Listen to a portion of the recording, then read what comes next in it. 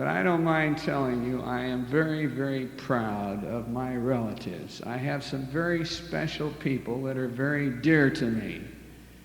And as some of you know, who have attended our concert through the years, every year I have introduced a very special couple, my uncle and aunt. Now, my uncle took me to my first piano lesson when I was 3 years old. And he promised to give me an ice cream cone if I would practice throughout the week. I think I earned about 3 ice cream cones in 10 years. But you know, every kid, and I think you can identify with this, every kid needs somebody that they really, really look up to. Somebody that they can come to when they get into trouble and tell them all, and they'll pat them on the shoulder and say, "Come on now, you're doing fine. Don't worry, be happy." So tonight I want you once again to meet my uncle and aunt. They are both 90 years old. Reed and Shirley Bang. Now, where are you? There they are.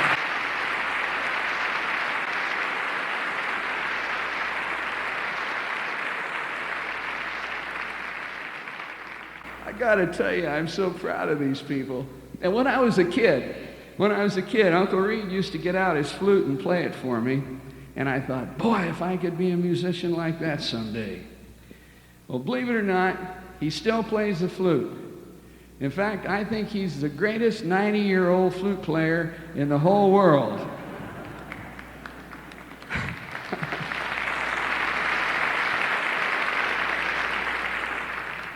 Now, believe me, I had to do an awful lot of arm twisting to get him up here to do a number tonight, but he's consented to do it. Uncle Reed, will you come up and play a tune for us?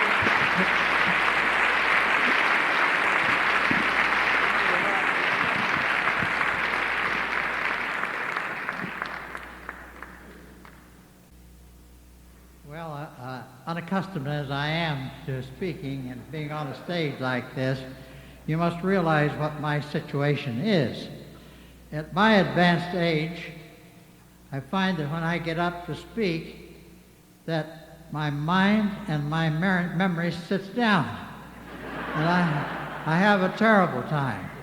Then trying to play the flute on top of that, I run out of breath. So I really don't know why I'm up here tonight, except that he's talked me into it. And you know, I've been trying to play the flute about as long as Jack Benny tried to play the violin. I think with about equal results. But anyway, it's been fun. I have a daughter who is a professional flutist. Actually, she was the one that introduced Roger when he first started on vaudeville with the old, what we used to call those? Arthur Godfrey show. That was it. Well, Roger's been very close to us all this time, and when he first called me and asked me if I would play, I said, at first, you know, the button just burst right off of to have my very famous nephew ask me to play.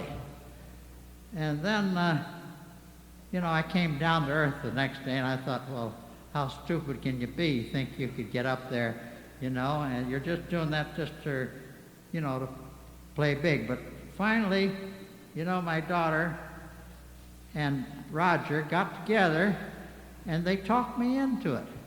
So you folks are going to have to put up with it. Now,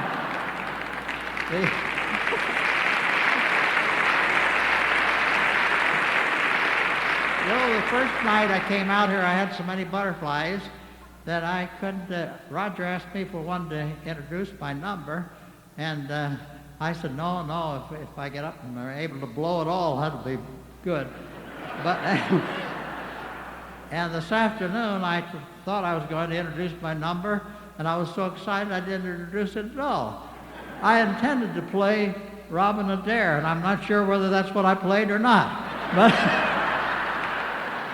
But see, this guy is a glutton for punishment to get somebody like me up here that don't know what he's doing. So anyway, if you will put up with me, I'll do the best. Now I've got to get ready. I have to take my glasses off because I can't see.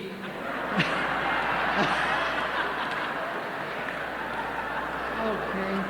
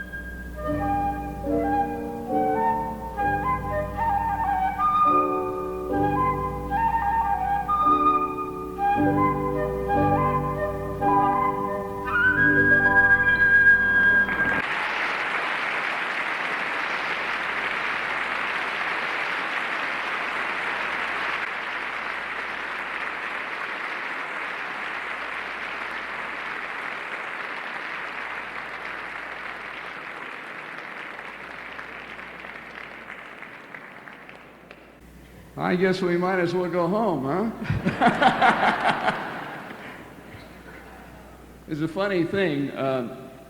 Danny Thomas invited my wife and I for a Christmas party that he was giving, and we were sitting right next to George Burns, another young man. And I mentioned to George, I said, George, you know, I've got an uncle that's 90 years old that plays great flute. He said, send him out. I'd like to take some lessons.